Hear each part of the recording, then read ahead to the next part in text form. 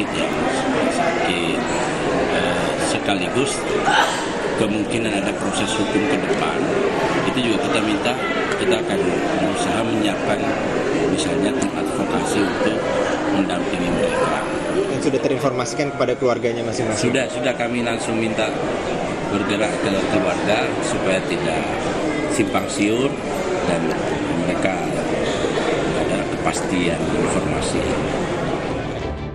Kepolisian Malaysia telah memberikan keterangannya atas peristiwa yang terjadi di Tanjung Ru yang mengakibatkan tewasnya satu warga negara Indonesia. Kepolisian Malaysia mengklaim tembakan yang diletuskan untuk membela diri karena ada perlawanan dari WNI setelah sebelumnya kapal mereka sempat bertabrakan dengan kapal polisi Malaysia. Pihak APMM yang melakukan rondaan telah berserempak dengan satu bot yang dipercayai warga negara asing, iaitu Indonesia lah, yang dipercayai sedang keluar daripada sempadan Malaysia ni.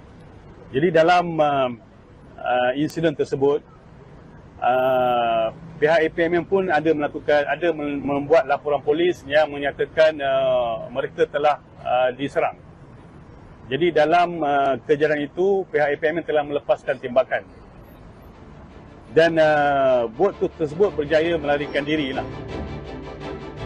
Wakil Menteri P2MI Christian Aryani menyatakan peristiwa penembakan terjadi pada Jumat 24 Januari 2025. Petugas patroli maritim Malaysia mendapati kapal yang membawa 5 pekerja migran Indonesia di perairan Tanjung Ru, Selangor, Malaysia. Petugas patroli maritim Malaysia menembaki kapal yang membawa 5 pekerja migran Indonesia. Akibat penembakan ini, 1 pekerja migran Indonesia tewas, 1 lainnya dalam kondisi kritis, sedangkan 3 lainnya luka-luka. Korban saat ini dirawat di rumah sakit di wilayah Selangor, Malaysia.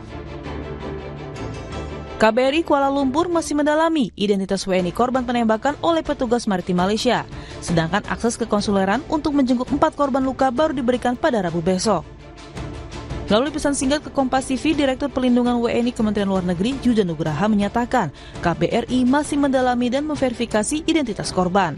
Kemlu juga menjelaskan 5 pekerja migran Indonesia itu ditembak petugas patroli maritim Malaysia saat akan pulang ke Indonesia.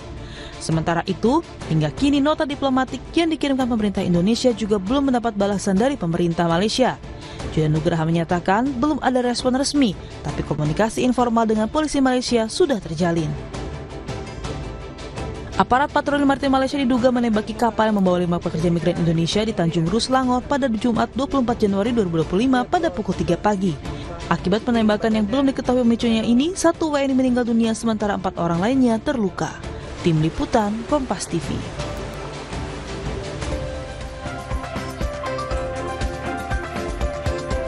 Saudara, pemerintah Indonesia mendesak investigasi menyeluruh terhadap insiden penembakan 5 pekerja migran Indonesia di Malaysia. Kementerian Luar Negeri menyebut Indonesia sudah mengirimkan nota diplomatik untuk memproses dan mendalami identitas WNI korban penembakan oleh petugas maritim Malaysia. Lalu bagaimana saat ini penanganannya dan bagaimana perlindungan terhadap pekerja migran Indonesia? Kita akan bahas bersama sejumlah narasumber yang hadir di studio. Ada Wakil Menteri Perlindungan Pekerja Migran Indonesia Zulfikar Ahmad Tawala. Mas Menteri, selamat pagi. Terima kasih secara eksklusif hadir di Sapa Indonesia pagi ini untuk berdialog bersama kita. Terima kasih. Dan juga Direktur Migrant Care Wahyu Susilo. Mas Wahyu, terima kasih selamat pagi. Sudah hadir di sini. Dan melalui sambungan Zoom, anggota Komisi 9 DPR Fraksi PAN Ashabul Kafi. Pak Kafi, selamat pagi. Selamat pagi Pak, Assalamualaikum warahmatullahi wabarakatuh. Waalaikumsalam warahmatullahi wabarakatuh. Terima kasih Bapak-Bapak sudah hadir di dialog Sapa Indonesia Pagi pada hari ini. Saya pertama ke Mas Wamen. Mas Wamen, tensinya tegang nih kayaknya Indonesia-Malaysia dan karena kasus penembakan yang terjadi. Dari pemerintah sendiri terkait dengan kronologisnya seperti apa yang masyarakat ingin tahu? Kemarin kami sudah berkoordinasi dengan pihak KBRI dan teman-teman di Kemenlu. Sudah disampaikan bahwa kejadian ini peristiwanya itu pada 03 dini hari waktu setempat, kemudian ditemukannya itu pukul 9 pagi waktu setempat. Dan memang informasi sejauh ini adalah informasi masih sepihak dari PDRM, polisi di Raja Malaysia. Kemarin kita sudah lihat berulang kali konferensi pers mereka Dan sampai pagi ini update-nya bahwa teman-teman KBRI alhamdulillah sudah dapat sinyal untuk dapat kuasa kekonseleran untuk bertemu dengan korban yang selamat kurang lebih besok. Oke, berarti sudah dapat itu ya? Sudah ada dapat update terbarunya. Apa yang akan dilakukan setelah ini? Apakah memang akan menjenguk atau gimana, Mas Wan? Tentu pasti kita akan menjenguk, berdialog dengan WNI kita yang ada di Malaysia itu, yang 4 orang itu. Kita paling tidak akan mendalami kronologis versi mereka dan termasuk bagaimana situasi awal sampai akhirnya. Terjadi penembakan itu Ya, Mas Wamen, ada perbedaan versi sebenarnya antara Indonesia dan juga Malaysia. Dari Malaysia mengatakan bahwa ini ada perlawanan. Dari Indonesia sendiri seperti apa versinya? Kita sepenuhnya menunggu hasil dari kunjungan besok. Konselor besok ya? Ya, konseleran besok dengan teman-teman dari KBRI. Ya. Saya lihat juga atase kepolisian kita di Malaysia cukup sigap melakukan koordinasi dengan kepolisian setempat. Dan ya mudah-mudahan besok itu pastinya kita sudah bisa dapat apa yang versi dari WNI kita. Oke, apa langkah-langkah ke depannya? Dalam arti bahwa ada korban kritis dan juga korban meninggal. Yang pertama, tadi yang sudah meninggal itu, alhamdulillah proses otopsinya sudah selesai dan pihak KBRI sedang menyiapkan proses pemulangan. Kita sudah menyiapkan segala dokumen, segala macam dan dapat update dari teman-teman KBRI bahwa yang meninggal itu berasal dari Riau. Ya. Kami juga sudah kontak BP3MI untuk standby berkoordinasi dengan keluarga sampai kepada proses pemakamannya. Oke. Langkah hukum apakah juga akan diberikan kepada para korban dan keluarga? Tentu. Ya. Langkah oleh pemerintah sudah mengirimkan nota diplomatik. Ya. Kita meminta diusut secara tuntas, secara transparan agar kita mendapat perlindungan hukum yang setara dengan warga Malaysia yang ada di sana. Berarti Mas Menteri mau bilang Indonesia berada di belakang para korban ini ya untuk memberikan perlindungan hukum. Tentu. Saya ke Mas Wahyu Mayangker. Mas Wahyu, extrajudicial killing kah? Kalau kita bisa bilang kategori dalam kasus ini? Iya, karena dalam perspektif hak asasi manusia, warga negara Indonesia yang menjadi korban itu nggak bawa senjata. Kemudian dimanapun pembunuhan tanpa proses hukum itu adalah pelanggaran hak asasi manusia. Harusnya kalaupun ya dia melanggar hukum, dia digiring dulu kemudian diproses secara hukum gitu. Jadi nah inilah yang tentu ya dengan kilah mereka bahwa ini melawan, mereka melawan pun tidak dengan senjata seperti itu. Jadi tidak equal dan penggunaan senjata itu sebenarnya harus sangat selektif dalam konteks kriminalitas. Mas Wahyu, Anda bilang tidak menggunakan senjata, berarti Migrant Care sendiri sudah tahu seperti apa kronologisnya, berarti tidak ada perlawanan? Iya, saya kira melawan pun kan dengan seadanya mereka gitu. Apa kasus ya, ini bukan sekali kasus seperti ini ya. Banyak kasus di mana perlawanan itu dilakukan misalnya dengan memukul atau memukul atau pokoknya menolak dia ditangkap seperti itu. Tetapi ini kan tidak seimbang gitu ya dengan dia menggunakan senjata, apalagi senjata api, senjata pembunuh. Gitu. Anda mau bilang bahwa ini brutal dan berlebihan? Ya, saya kira ini dalam perspektif hak asasi manusia, definisinya adalah extrajudicial killing. Nah, soal brutalitas, soal apa, tentu kita juga tunggu hasil investigasi seperti itu. Gitu. Oke, apa yang bisa dilakukan pemerintah ke depan, Pak? Ini terkait dengan ada extrajudicial killing. Iya, ini bukan kasus yang pertama ya. Kalau kami melakukan investigasi, nah ini beberapa kasus yang ada 75 atau 76 kasus penembakan dilakukan oleh polisi di Raja Malaysia sejak tahun 2005 sampai 2025. Nah ini terus berlangsung berurut hampir setiap tahun. Nah pelajaran apa yang bisa dipetik di sini? Karena ini berlangsung setiap tahun, pemerintah Indonesia menyelesaikan hanya secara business as usual. Dari semua kasus ini tidak pernah ada penyelesaian yang tuntas. Sehingga mereka juga merasa bahwa ini nggak ada respon serius dari pemerintah Indonesia, sehingga kita lakukan aja seperti itu. Apalagi di Malaysia ada stigma negatif terhadap pekerja migran Indonesia. Mereka dikatakan indon, mereka dikatakan pelaku jenayah, seperti itu. Jadi memang harus ada respon keras dari pemerintah Indonesia untuk mengakhiri ini. Bukan hanya mengakhiri yang 5 kasus ini saja, tetapi juga pada kasus-kasus 20 tahun yang lalu yang sampai sekarang nggak tertuntaskan. Seperti itu. Mas Wamen, saya ke Mas Wamen. Business as usual kalau kata migrant care. Perlindungan masih belum optimal. Tanggapan seperti apa? Itulah yang menjadi konsen dari Bapak Presiden Prabowo Subianto pada saat kami semua kemarin dikumpulin. Dan secara khusus di kementerian kami pun sedang berupaya maksimal untuk kita tahu di Prolegnas Undang-Undang nomor 18 tahun 2017 kita sudah minta untuk direvisi.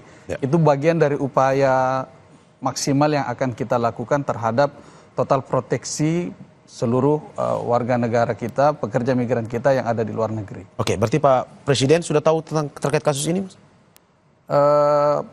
Saya kira pejabat yang mendampingi karena Pak Karding, Pak Menteri kami turut hadir di Malaysia, saya kira sudah terdeliver ke beliau.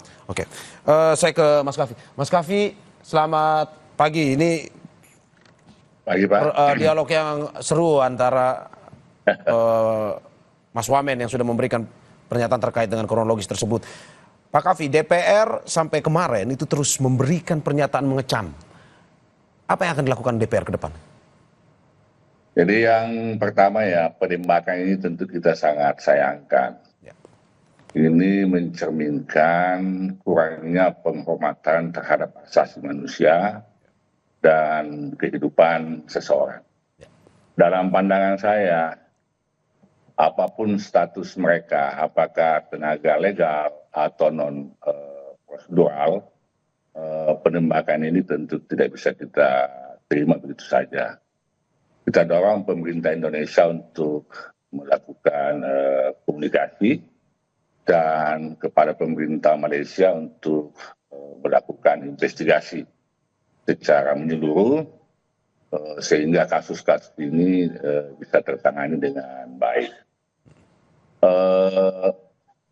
Kita tahu bahwa PMI ini kan sudah lama kita kenal sebagai penyumbang dan bahkan menjadi pahlawan devisa yang berkontribusi cukup besar bagi perekonomian Indonesia. PMI ini tidak hanya sekedar menjadi membantu mengurangi pengangguran dalam negeri, tetapi juga menjadi sumber devisa bagi perekonomian Indonesia. Kalau kita melihat data yang ada, tren positif kontribusi devisa PMI ini sangat luar biasa. Tahun 2023 saja sekitar 227 triliun loh devisa mereka. Kemudian 2024 meningkat menjadi 231. Kemudian 2025 kita targetkan 2030 triliun, 230 triliun. Ini sangat luar biasa. Tetapi di tengah kontribusi mereka yang begitu besar, ternyata setiap saat keselamatan mereka masih terancam dengan berbagai macam tindak kekerasan, eksploitasi, termasuk migrasi legal yang masih terjadi sampai hari ini. Menarik tadi disampaikan oleh teman dari pengamat PMI ini, bahwa sampai hari ini sudah terjadi kasus penembakan. Ada 75 penembakan yang terjadi selama ini. Nah, olehnya itu kami di Komisi 9 akan memantau dan mengawal terus kasus ini sehingga bisa terselesaikan dengan baik, dan tentu harapan kita kasus-kasus seperti ini tidak terulang lagi. Tetapi kalau saya ingin melihat begini, Mas, sebenarnya pertanyaan kita sih, kenapa sih kasus-kasus begini kok nggak bisa berhenti? Tentu kita juga harus melakukan evaluasi dalam negeri. Yang pertama bahwa edukasi dan sosialisasi kepada PMI itu menjadi sangat penting sebelum mereka berangkat ke Malaysia atau ke negara-negara tujuan. Kenapa? Karena banyak di antara mereka berangkat itu tidak melalui prosedur yang resmi, tanpa dokumen yang lengkap, dan cenderung mereka berangkat dengan istilah tenaga ilegal. Dan ternyata Malaysia itu yang paling banyak. Itu yang pertama. Yang kedua, sumber daya manusia mereka, skill mereka, keterampilan mereka. 70% PMI yang ada di Malaysia itu berpendidikan dasar ke bawah. Bahkan ada yang sama sekali nggak tahu baca tulis. Mereka buta huruf. Nah, inilah yang perlu kita edukasi, bahwa mereka berangkat itu betul-betul resmi, sehingga dapat terpantau oleh PMI. Karena kan PMI juga kesulitan memantau tenaga PMI yang ada di Malaysia, khususnya mereka yang berangkat dengan cara-cara yang non-prosedural. Itu yang menyulitkan pemantauan di sana. Oke, saya ke Mas Momen. Mas Momen, ini tadi seperti yang dikatakan oleh Pak Kavi dan juga Mas Wahyu, bahwa ada sejumlah kejadian terjadi terkait dengan penembakan ini. Tapi dari pemerintah sendiri bagaimana pada artinya mengoptimalkan, tidak memberikan rasa aman kepada calon-calon PMI, terutama para pekerja migran Indonesia, pada akhirnya mau bekerja tetapi dengan jaminan mendapatkan rasa aman? Satu hal yang menjadi catatan bahwa jalur Malaysia ini adalah salah satu jalur tua yang seringkali digunakan oleh para PMI-PMI yang non-prosedural, yang diorganisasi oleh oknum-oknum yang tidak bertanggung jawab. Yang jadi catatan kemarin hasil rilis kami bahwa 5 orang ini diduga adalah PMI-PMI yang non-prosedural. Sementara Malaysia sendiri jalur proseduralnya itu sangat terbuka, hampir di setiap balai-balai penempatan kami itu terbuka luas untuk rekrutmennya. Termasuk di kampungnya Mas Mario sendiri saya kira. Nusa Tenggara Timur Tapi ada saja oknum-oknum yang memanfaatkan seumpamanya proses-proses yang dianggap lama oleh para calon pekerja migran kita, sehingga ada oknum yang bermain itu sehingga menempuhlah jalur-jalur yang non prosedural tadi itu. Setiap hari juga balai-balai kami itu bekerja sama dengan aparat penegak hukum, dengan Bakamla, dengan kepolisian, itu alhamdulillah mampu mencegah pengiriman dari PMI-PMI yang non prosedural tadi itu. Mas Wahyu, ini melihat non-prosedural masih menjadi sebenarnya ketertarikan bagi para PMI ini karena dianggap lebih mudah, tidak melalui jalur yang resmi. Nah, bagaimana sebenarnya ke depan ini? Dalam arti pemerintah harus mengawasi jalur-jalur non-prosedural, terutama oknum-oknum yang memiliki keinginan untuk keuntungan pribadi ini. Ya, saya kira kita harus lihat akar masalahnya ya. Mengapa pekerja migran kita lebih memilih untuk menjadi undocumented migrant worker seperti itu. Pertama adalah biaya penempatan sangat tinggi sekali. Undang-Undang 18 tahun 2017 telah mengamanatkan adanya pembebasan biaya penempatan. Tapi sampai sekarang itu tidak terrealisir. Di zaman BP2MI dulu, Kepala Badan sempat mengeluarkan itu, tetapi ada resistensi yang kuat seperti itu. Jadi kita sebenarnya ingin dorong, misalnya nanti di revisi Undang-Undang 18 tahun 2017, zero cost atau pembebasan biaya penempatan harus menjadi lebih konkret lagi. Yang kedua juga adalah ada faktor eksternal. Mengapa Malaysia lebih banyak membutuhkan pekerja migran kita yang undocumented? Terbanyak adalah mereka yang kerja-kerja di perkebunan. Mereka sengaja merekrut pekerja migran secara undocumented karena mereka bebas membayar levy dan mereka bisa mendatangkan pekerja migran lebih banyak, lebih masif yang tanpa dokumen. Karena yang dengan dokumen mereka harus memproses, apalagi di Indonesia dengan birokrasi untuk jadi TKI yang resmi itu juga selain birokratis juga berbiaya tinggi seperti itu. Nah, yang terjadi juga adalah Malaysia menerapkan standar ganda. Dia melakukan kriminalisasi terhadap pekerja migran kita yang undocumented, tetapi dia membiarkan perusahaan-perusahaannya, perusahaan perkebunannya, karena perusahaan perkebunan ini penyumbang ekonomi Malaysia, itu nggak pernah tersentuh hukum meskipun mereka mempekerjakan ratusan ribu bahkan jutaan pekerja migran kita yang undocumented. Standar ganda ini juga harus dipertanyakan oleh pemerintah Indonesia dalam hal ini. Oke, Pak Kavi, ini non prosedural masih menjadi momok. Bagaimana DPR melihat ini? Jadi kalau saya ini memang perlu dicari akar permasalahannya, Pak. Nah, yang pertama saya sampaikan tadi bahwa saya melihat bahwa salah satu faktor yang mendorong mereka dan banyaknya tenaga non prosedural yang berangkat ke luar negeri mencari pekerjaan, tentu yang pertama karena iming-iming ya. Iming-iming dan kesempatan lowongan kerja yang lebih banyak dan terbuka bagi mereka. Nah, itu yang pertama. Kemudian yang kedua, saya melihat juga bahwa adanya prosedur yang relatif agak rumit di dalam negeri, sehingga mereka malas untuk menempuh jalur yang resmi itu. Ditambah lagi adanya calo-calo ya, yang memanfaatkan mereka dengan iming-iming pemberangkatan yang lebih mudah tanpa melalui sebuah prosedur yang resmi dan menjanjikan peluang kerja yang ada di Malaysia atau di negara-negara lain. Nah, olehnya itu sekali lagi saya tekankan khususnya kepada Pak Wamen, kepada BP2M ini untuk melakukan edukasi ya, sosialisasi kepada masyarakat. Pelibatan stakeholder di tokoh-tokoh masyarakat untuk memastikan agar mereka yang berangkat ke luar negeri mencari pekerjaan itu dipastikan berangkat dengan cara yang sesuai dengan prosedur yang ada. Kenapa?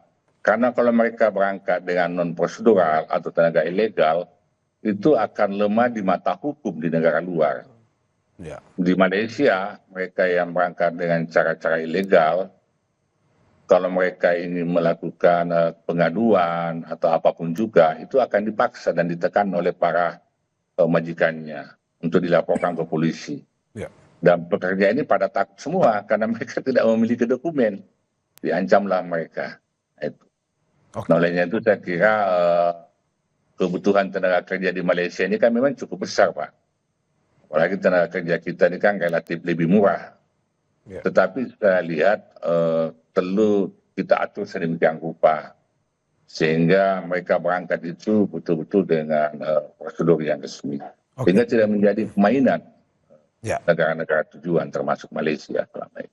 Oke, saya ke Mas Mamen. Mas Mamen, pertanyaannya apakah pemerintah selama ini serius dan bagaimana langkah hukum yang akan dilakukan? Kita saksikan selanjutnya usai jeda.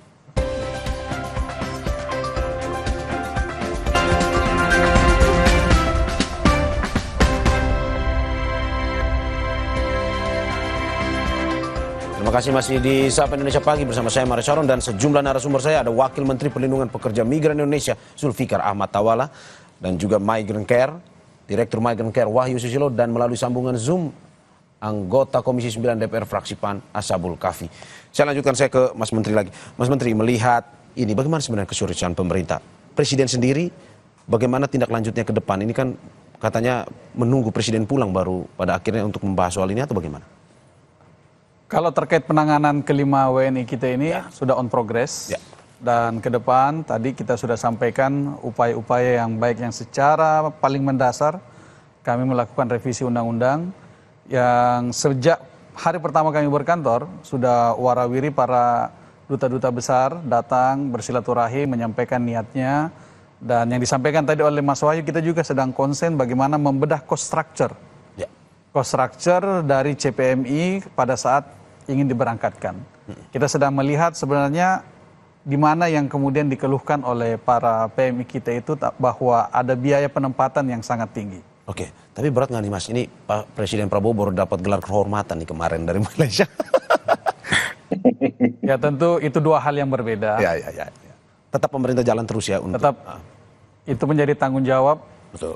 Undang-undang kepada kami tetap jalan terus dan apresiasi dari pemerintah atau kerajaan Malaysia kepada Bapak Presiden Prabowo Subianto itu dua hal yang berbeda. Tentu kita apresiasi, tetapi langkah-langkah hukum terhadap WNI kita ini tentu kita akan semaksimal mungkin akan upayakan. Langkah hukumnya seperti apa, Mas Menteri? Boleh dijelaskan terkait dengan bagaimana perlindungan pun juga membela para korban dan keluarga ini pada akhirnya terkait dengan kasus ini? Tentu salah satunya yang disampaikan dengan Pak Menteri, kita sudah siapkan tim advokasi. KBRI telah mengirimkan nota diplomatik untuk meminta secara clear, secara transparan, semua proses pada saat situasi terjadi pukul 3 sampai pukul 9 itu, kita sudah minta diusut tuntas. Dan kedepannya tentu kita sudah siapkan tim advokasi melalui KBRI kita. Kita juga setiap saat berkoordinasi dengan atasi kepolisian kita yang ada di Malaysia. Ya, semoga hal-hal yang kita tempuh ini menjadi bagian dari ikhtiar-ikhtiar kita untuk hadir bagi para WNI kita yang ada di luar negeri. Oke, Mas Wahyu, bagaimana melihat peran pemerintah terkait dengan keseriusan hukum ini? Apa ya langkah-langkah yang harus dilakukan sehingga pada akhirnya ini bisa dari pemerintah Indonesia membela warga negara Indonesia sendiri? Iya, saya kira tentu langkah hukum yang dilakukan adalah menuntut keadilan ya, akses keadilan bagi korban dan penghukuman kalau memang tindakan ini juga dianggap melawan hukum di sana. Dan ini harus menjadi momentum untuk mengakhiri impunitas yang selama ini dinikmati oleh pelaku ya, oleh otoritas bersenjata Malaysia dalam setiap langkahnya yang sampai ada 75 korban itu mereka juga mendapat penghukuman. Nah, yang penting lagi adalah ini jadi momentum. Tahun ini itu adalah tahun keketuaan Malaysia untuk ASEAN. Indonesia harus mendorong komitmen tegas dari Malaysia untuk benar-benar memberikan perlindungan terhadap pekerja migran, bukan hanya dari Indonesia tapi juga dari kawasan ASEAN, karena selalu di dalam momentum ASEAN persoalan pekerja migran itu menjadi persoalan yang selalu diprioritaskan ya. Waktu keketuaan Indonesia di tahun 2023 kemarin aja ada 3 deklarasi terkait perlindungan pekerja migran. Momentum ini harus dimanfaatkan oleh pemerintah Indonesia, dan sekali lagi sebenarnya kita tidak boleh dininabobokkan dengan diplomasi serumpun atas nama persaudaraan Indonesia-Malaysia, tapi kemudian juga menutup kasus-kasus yang selama ini tidak pernah terselesaikan. Oke, apakah Anda melihat dengan berbagai kasus yang pernah terjadi, nota protes ini sebenarnya efektif untuk dilakukan? Ada beberapa langkah yang efektif sebenarnya yang bisa mendorong Malaysia mau kemudian berunding ya. Misalnya dulu kita pernah melakukan moratorium.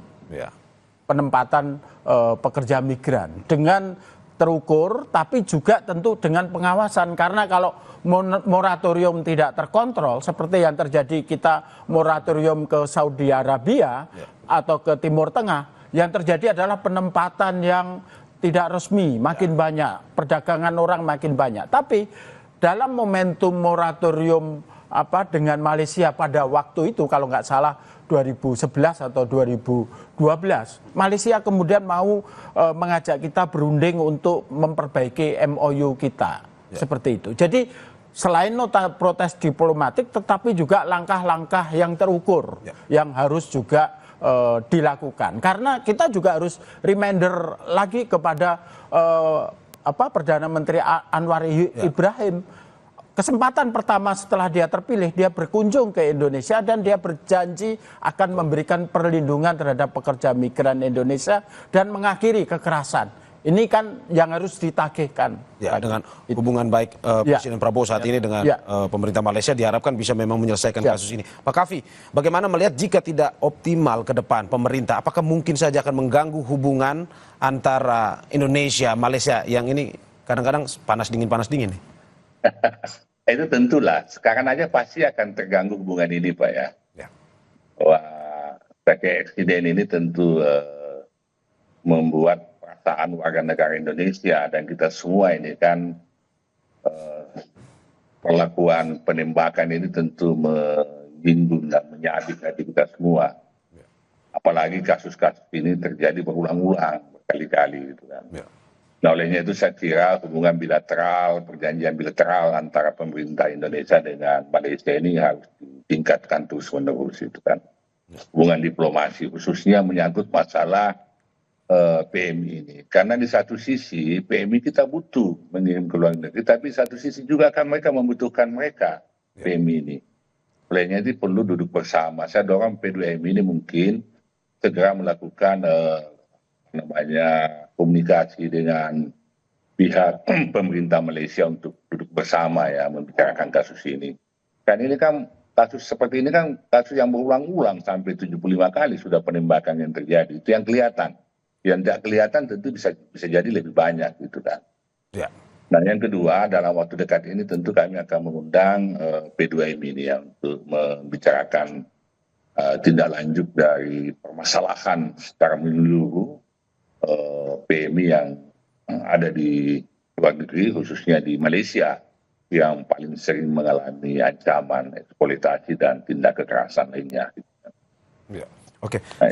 Oke, saya ke Mas Wahyu. Mas Wahyu, bagaimana ke depan apa yang harus dilakukan pemerintah untuk ini keluarga korban? Apa yang pendampingan seperti apa yang perlu dilakukan? Ya, saya kira memang secara darurat ya, mungkin pendampingan pada proses kesehatan mereka di hospital ya. Karena jangan sampai misalnya karena mereka undocumented, mereka mendapatkan pelayanan seadanya di hospital. Itu yang penting dimonitor, kemudian juga memastikan proses pemulangan jenazah ke Indonesia itu juga harus dipantau kondisi fisiknya. Apakah ada hal-hal yang mencurigakan ya di dalam konteks seperti itu. Karena bagaimanapun juga akses keadilan untuk warga negara Indonesia berstatus apapun itu wajib dipenuhi ya oleh pemerintah Indonesia. Kita punya undang-undang hubungan luar negeri di mana ada mandat bahwa siapapun dia, asal dia warga negara Indonesia, dia harus dilindungi. Undang-Undang 18 tahun 2017 itu tidak membedakan sebenarnya services kita kepada pekerja migran dalam status apapun. Apalagi Indonesia juga sudah meratifikasi konvensi perlindungan pekerja migran. Berarti Anda mau bilang bahwa prosedural non prosedural Indonesia tetap harus ada bersama warganya ya, Mas Wahyu. Oke, Mas Menteri, bagaimana melihat ke depan apa yang nanti pemerintah akan lakukan kepada keluarga korban, terus juga mencegah agar ini tidak terjadi lagi? Tentu yang pertama memang kita akan melakukan edukasi.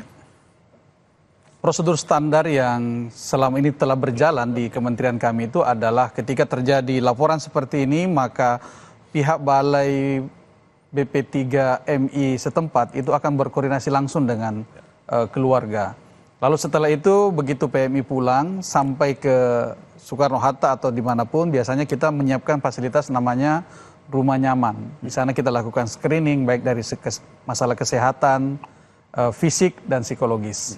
Lalu kemudian setelah kita anggap oke, kita balikin. Kalau yang belum, semuanya butuh pengobatan. Kalau dia di Jakarta, itu kita rujuknya ke RS Keramat Jati, Polri, RS Polri yang ada di Keramat Jati. Seperti itu prosedur standar yang selama ini telah berjalan. Yang berikut saya ingin meng-underline bahwa di luar dari perintah undang-undang, memang doktrin kebangsaan kita itu adalah menjaga segenap tumpah darah Indonesia. Sehingga siapapun kita, seluruh elemen bangsa, yang punya akses, yang punya informasi, untuk ataupun dalam rangka menjaga para PMI kita, para warga negara Indonesia yang ada di luar negeri, itu pasti kita akan lakukan. Ke depan juga bagaimana optimalisasi yang dilakukan ini semakin lebih baik ya, melihat bahwa ada kejadian-kejadian terutama dengan Malaysia ini, bagaimana Pak Menteri? Tentu itu sangat akan kita lakukan. Pada saat dilantik, saya berkoordinasi dengan beberapa teman-teman lama saya di Malaysia yang juga menjadi wakil menteri di Malaysia. Beliau menyampaikan, bahkan kami sempat silaturahim di Jakarta, beliau menyampaikan bahwa Indonesia dan Malaysia sekarang ini ada pada satu frekuensi yang sama. Sama-sama ingin melakukan perbaikan mendasar di dalam negeri. Lalu kemudian kita berharap dari serumpun ini itu bisa sama-sama maju ke depannya. Berarti dalam arti bahwa pemerintah tetap selalu memberikan perhatian ya. Tentu. Tidak hanya kepada para pekerja migran, tetapi negara-negara yang memang kerjasama dengan Indonesia pun. Kerjasama begitu ya? dengan Indonesia. Oke.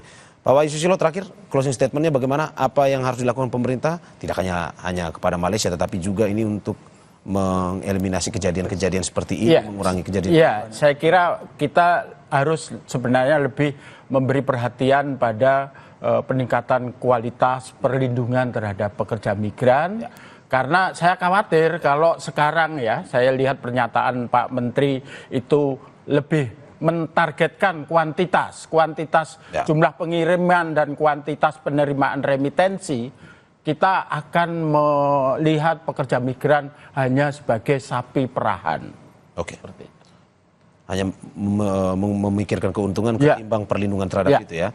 Tetap harus pemerintah memberikan perlindungan yang optimal kepada para pekerja migran Indonesia. Terima kasih Bapak-bapak atas apa yang disampaikan. Wakil Menteri Perlindungan Pekerja Migran Indonesia, Zulfikar Ahmad Tawala. Pak Menteri, Wakil Menteri, terima kasih atas dialognya. Bang Mario. Direktur Eksekutif Migran Care, Wahyu Susilo, terima kasih. Mas Wahyu dan anggota